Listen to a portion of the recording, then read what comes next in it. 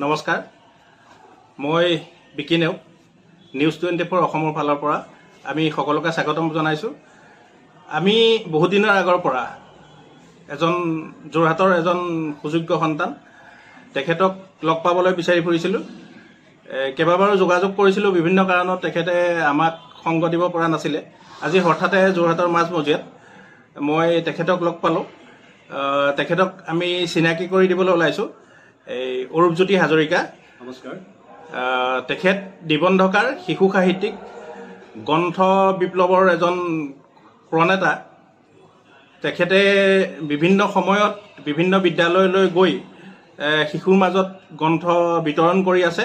তেখেতে গ্ৰন্থ বিতৰণৰ এক উদ্যোগ লৈছে। আজি আমি তেখেতৰ মনৰ কথা জানিবলৈ তেখেতৰ লগত সংযুক্ত হৈছোঁ।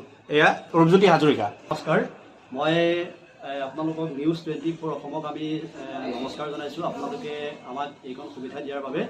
আমি মনৰ ভাৱ আচলতে কি, আমি সাম্প্ৰতিক কিছুমান কাম কৰি আছোঁ, শিশুক লৈ কাম কৰিছোঁ, গ্ৰন্থৰ লেখা লৈ কাম কৰি আছোঁ, বা সামাজিক কিছুমান কাম কৰি আছোঁ। এই কামবিলাক আচলতে এটা নিচা, এইটো পেচা নহয়। আমি নিচাৰ যোগেদি কামবিলাক কৰি আছোঁ। বিভিন্ন অনুষ্ঠানত গৈছোঁ, বিভিন্ন জেগাত গৈছোঁ, বিভিন্ন ঠাইত গৈছোঁ। আমি এই যিবিলাক সামাজিক কাম, যিবিলাক কাম কৰিলে দহৰ উন্নতি হয়, দহৰ উপকাৰ হয়, এনেকুৱা ধৰণৰ কামবিলাকে আমি কৰিবলৈ সৰ্বসাধাৰণতে চেষ্টা কৰোঁ। ধন্যবাদ। আমি আপোনাক বিভিন্ন ক্ষেত্ৰত লগ পাইছোঁ, কবিতাৰ ক্ষেত্ৰতো লগ পাইছোঁ, সাহিত্যৰ ক্ষেত্ৰতো লগ পাইছোঁ, নিবন্ধকাৰ হিচাপেও লগ পাইছোঁ আপোনাক। মই অকণমান জানিবলৈ বিচাৰিম, আজি কিছুদিনৰ আগতে অকণমান আপোনাক লৈ বিতৰ্ক হৈছিলে, সামাজিক মাধ্যমতো হৈছিলে, যথেষ্ট ধৰণৰ বিতৰ্ক হৈছিলে। সেই বিতৰ্কটোৰ বিষয়ে আপুনি কি ক'ব, অকণমান কওকচোন। হয়, আচলতে সেইটো বিতৰ্ক বুলি ক'বলৈ আচলতে বেয়াও লাগে, কাৰণ কোনোবাই কাৰোবাৰ ব্যক্তিগত আৱেগৰ কাৰণে এই কথাবিলাক আচলতে ক'বলৈ চেষ্টা কৰিছিলে। মোক ধনী কবি বুলি এটা নিউজৰ কথা লৈ কৈছিলে। আচলতে সকলোৱে জনা উচিত যে কোনোবা এজন মদাহীয়ে মদ খালে কেতিয়াও মদ খোৱা বুলি নকয়, বা কোনোবা এজন যদি আপুনি বিশেষ ব্যক্তিক যদি আপুনি কয় আপুনি আমুকৰ দৰে হ'ব পাৰে, মানে কাৰোবাৰ লগত কম্পেয়াৰ কৰিব পাৰে। কোনটো এজন দ্বিতীয়জন ব্যক্তি হ'ব পাৰে, কিন্তু প্ৰথমজন ব্যক্তি কোনো হ'ব নোৱাৰে। যেনেকৈ কোনোবাই আমি মেট্ৰিক পাছ কৰাৰ লগে লগে আমি কওঁ তুমি কি হ'বা, তেতিয়া আমি কওঁ যে আমি আইনষ্টাইনৰ দৰে হ'ম। কোনোবাই ক'ব পাৰে যে মই APJ আব্দুল কালামৰ দৰে হ'ম।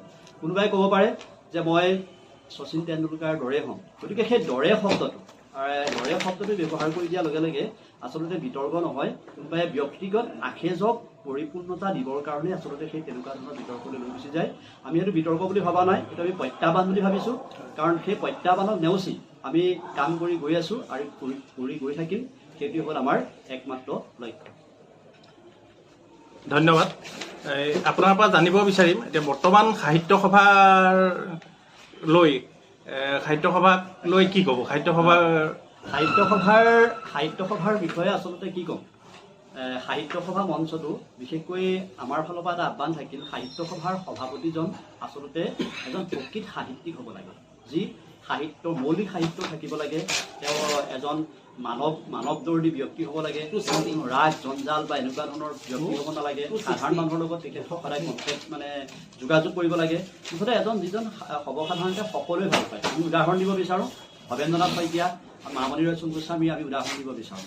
গতিকে তেখেতসকলৰ লেখীয়া ব্যক্তি যেতিয়া সাহিত্য সভাৰ সভাপতি হ'লহেঁতেন তেতিয়া আমি নিশ্চয় সুখী হ'লোহেঁতেন।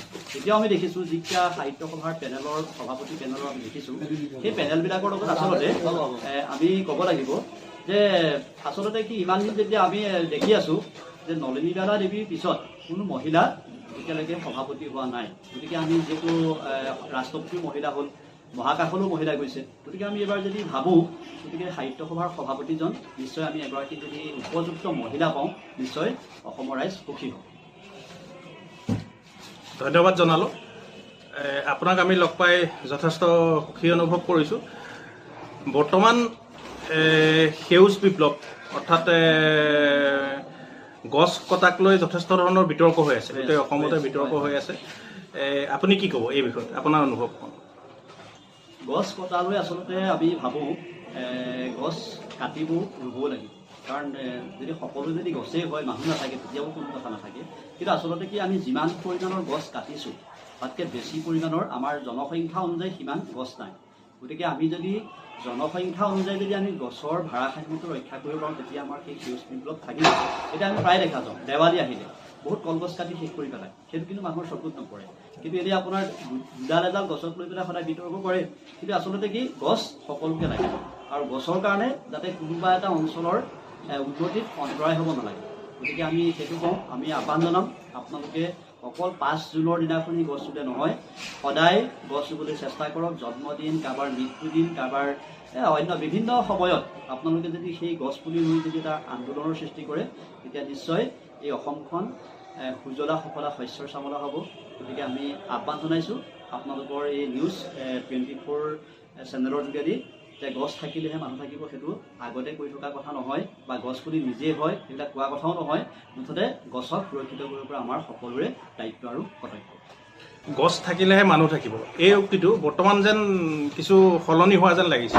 যি ধৰণে গছ কটা হৈছে, এতিয়া আমি ক'ব পাৰোঁ নেকি যে গছ কাটিলেহে মানুহ মৰিব আৰু মানুহ মৰিলেহে জনসংখ্যা কমিব, তেনেকুৱা ধৰণৰ পৰ্যবেক্ষণ এটা কৰি থকা হৈছে নেকি কিছুমান সংস্থাৰ যোগেদি? সেইটো আচলতে কি কাৰোবাৰ ব্যক্তিগত স্বাৰ্থৰ কাৰণে কোনোবাই কিবা কৰিব পাৰে, সেইটো অসম্ভৱ। কাৰণ আমি গছ থাকিলেহে মানুহ থাকিব, মানে একবৃক্ষ দশপুত্ৰ সম, সেই তেতিয়া শংকৰদেৱে লিখি থৈ আহিছিলে।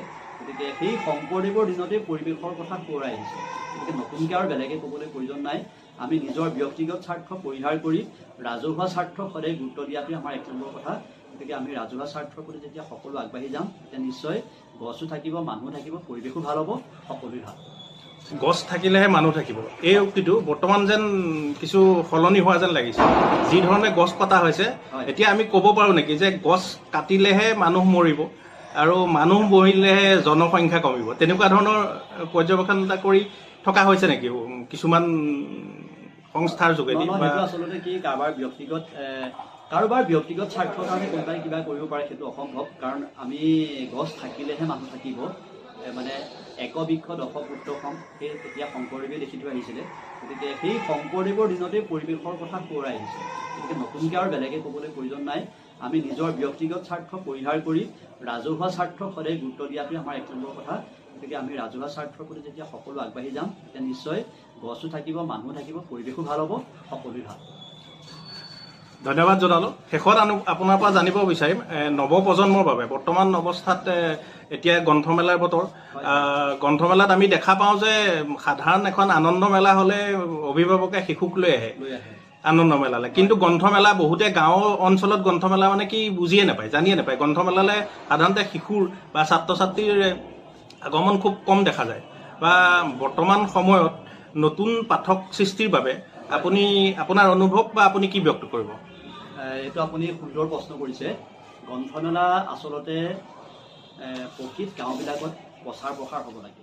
গতিকে গ্ৰন্থমেলা নৱপ্ৰজন্মক আনিবলৈ আমি যিটো গ্ৰন্থৰ যিটো জোৱাৰ, হয়তো কৰোণাৰ সময়ৰ পৰা মানুহৰ কিতাপ পঢ়াৰ প্ৰতি এটা অভ্যাস কমি গ'ল, সেইটো আচলতে আমাৰ নিজৰ গাত ভুল।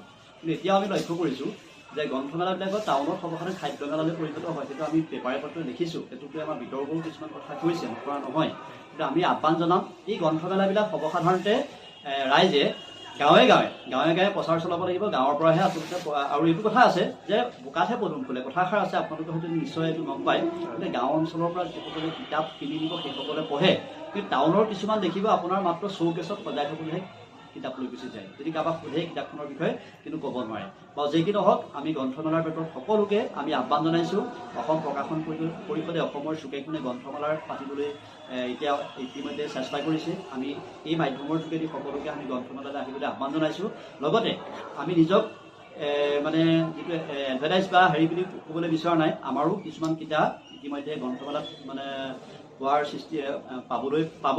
যে সাহিত্য সাধনা নামৰ এখন গ্ৰন্থ প্ৰকাশ কৰিছে দাপোন প্ৰকাশনে। মই নৱপ্ৰজন্মক পুনৰ আহ্বান জনাইছোঁ যে আমাৰ যিখন সৃষ্টি সাহিত্য সাধনা, এই সাহিত্য সাধনাখন যদি ৰাইজে গ্ৰহণ কৰে বা ছাত্ৰ ছাত্ৰীসকলে গ্ৰহণ কৰে, সাহিত্যৰ প্ৰতি অকণমান হ'লেও তেখেতসকলৰ কেৰিয়াৰ গাইডৰ লেখীয়াকৈ কাম কৰিব, অন্ততঃ কামত দিব।